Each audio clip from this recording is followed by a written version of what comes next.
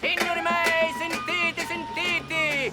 Signori miei, accurriti!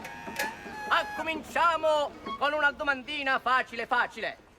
Qual è la distanza più breve tra i due punti? Una retta! Una retta? A Stoccolma forse? Forse pure a Milano? Forse così si usa persino per quanto a Siracusa?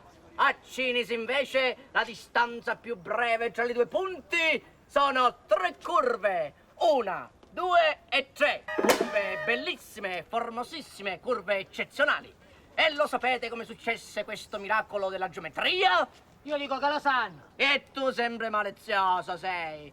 Invece il signor sindaco meschino, questa autostrada che si intorcinia, si gira, si vota e si firria, ci pareva più graziosa. Lo fece perché i poveri automobilisti si divertissero, perché non ci venisse un corpo di sonno.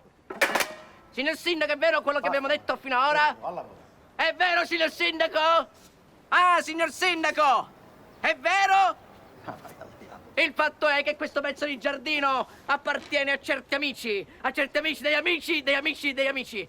Questo qui, per esempio, è l'onorevole Pantofo, uomo di panza e presenza. Quest'altro è Don Cesare Manzella, buonanima che fece un gambotto con la sua Giulietta. Quest'altro invece è mio padre, Don Luigi Impastato. Quest'altro invece è Don Zaro, cugino di un altro più importantissimo, che si chiama Tano.